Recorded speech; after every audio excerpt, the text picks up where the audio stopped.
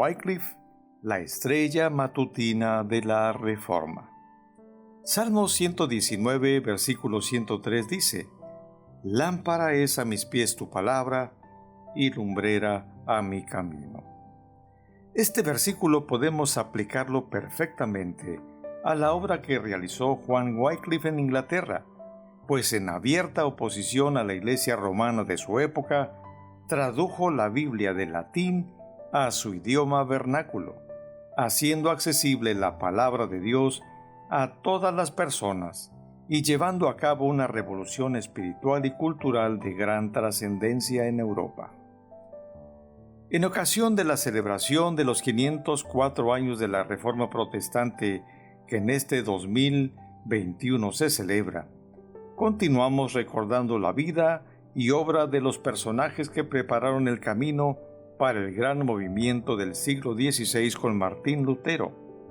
Lo haremos recurriendo al libro Los Forjadores de Nuestra Fe, impreso en Miami, de la editorial Nogoy, en 1982, y del capítulo 2 extraeremos el material del historiador Ismael Amaya.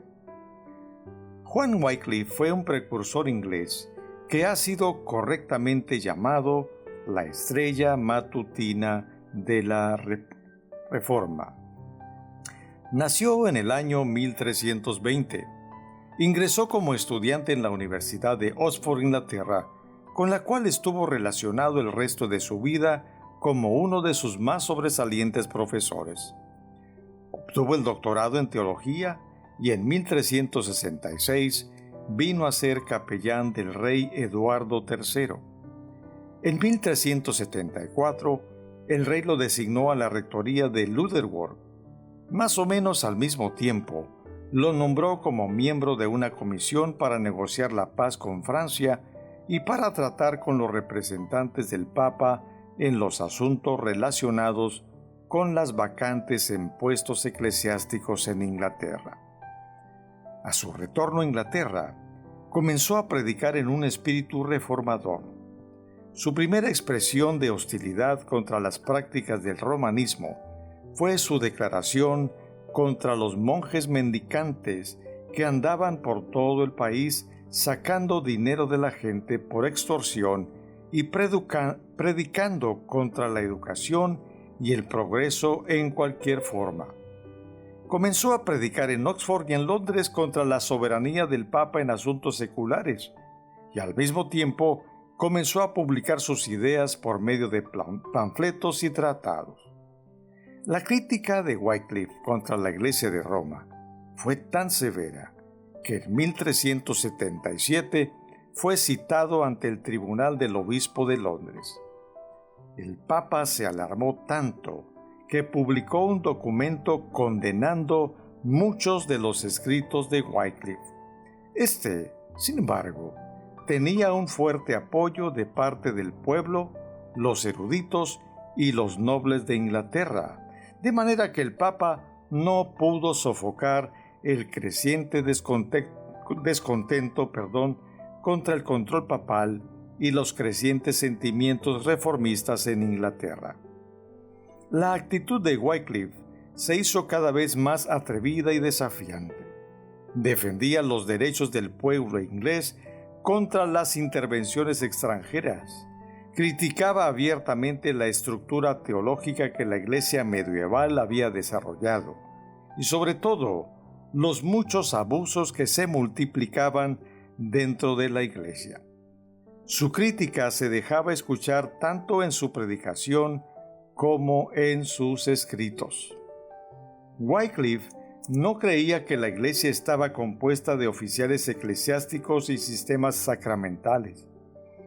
Creía que la Iglesia era el cuerpo de creyentes cuya cabeza era Cristo, no el Papa. Wycliffe fue quizá el primer predicador en Inglaterra que proclamó un evangelio puro, reconociendo la Biblia como la única fuente de verdad. Rechazó la doctrina de la infalibilidad, tanto del Papa como de los concilios, es decir, que no comete error o no pueden errar, afirmando que los decretos papales tenían autoridad solo si estaban en armonía con las Escrituras. La función del clero no era gobernar, sino servir al pueblo. Wycliffe rechazó la doctrina de la transubstanciación, diciendo que era la herejía más grande de la Iglesia. Este dogma señala que, durante la Eucaristía, el pan y el vino se convierten literalmente en el cuerpo y la sangre de Cristo. Rechazó también las doctrinas fundamentales de la Iglesia, entre ellas la del purgatorio. La Iglesia Católica Romana ha enseñado que, después de que una persona muere, van a un lugar llamado purgatorio para tener una purificación a fin de obtener la santidad necesaria para entrar al cielo. En 1380, reunió a un grupo de exalumnos de la Universidad de Oxford que se llamaron los sacerdotes pobres, y más tarde llegaron a conocerse con el nombre de los Lollardos. Estos eran laicos consagrados a los principios reformistas de Wycliffe e iban de dos en dos predicando el Evangelio y sus creencias. Finalmente, a pesar del apoyo que el pueblo inglés prestaba a las enseñanzas de Wycliffe, el arzobispo de Londres logró que se decretara el prohibirle predicar. Cuando esto ocurrió, Wycliffe se refugió en su rectoría, dedicando su tiempo a la escritura. Wycliffe creía que cada persona debía tener el privilegio de tener contacto directo con Dios sin necesidad de la intercesión del sacerdote. También creía que la palabra de Dios debía traducirse al idioma vernáculo, a fin de que todos pudieran tener un contacto personal con la Biblia.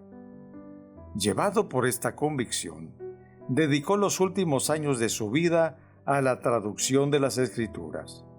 En 1382, completó la traducción del Nuevo Testamento al inglés. Con la ayuda de un amigo, terminó en 1384 la traducción del Antiguo Testamento. Wycliffe murió ese mismo año, habiendo encendido un fuego que nunca se apagaría. Algunos piensan que Wycliffe fue el hombre más erudito de su época.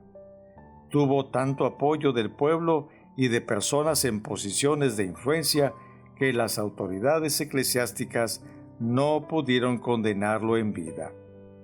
Después de su muerte, sin embargo, sus escritos fueron combatidos severamente. Finalmente, en 1415, el Concilio de Constanza condenó las enseñanzas de Wycliffe y ordenó que se quemaran sus escritos, libros y tratados. El concilio ordenó también que sus restos mortales, que habían estado sepultados por espacio de 31 años, fueran desenterrados y quemados, y que las cenizas fueran desparramadas en las aguas de un río. Este decreto no se cumplió sino hasta el año 1428. Al leer esta reseña, nos podemos dar cuenta de lo que es capaz de hacer una estructura religiosa cuando se trata de mantener su poder, privar al pueblo de la lectura de la palabra de Dios en su propio idioma y combatir toda idea que contravenga a sus intereses. Podemos afirmar que, en su soberanía, Dios protegió la vida de Wycliffe y le dio el respaldo que necesitaba para que las Sagradas Escrituras se tradujeran y la gente pudiera conocer el Evangelio Salvador de Jesucristo. Esta luz pronto llegó a Praga e impulsó a otro teólogo que, por su amor a Cristo, llegó hasta las últimas consecuencias. Su nombre es Juan Hus, del cual comentaremos en la próxima reflexión. Amigo que me escuchas, Uno de los valiosos legados de Wycliffe a la sociedad fue la traducción de la Biblia a su idioma natal. Hoy nosotros tenemos acceso a la Biblia en nuestro idioma español en muchas versiones. Te pregunto, ¿son para ti las Sagradas Escrituras el alimento diario de tu vida? ¿Son ellas la luz que ilumina tu camino, como dice el salmista? Piénsalo. Que Dios te bendiga. Soy tu amigo el pastor Magdiel Alanís Rangel.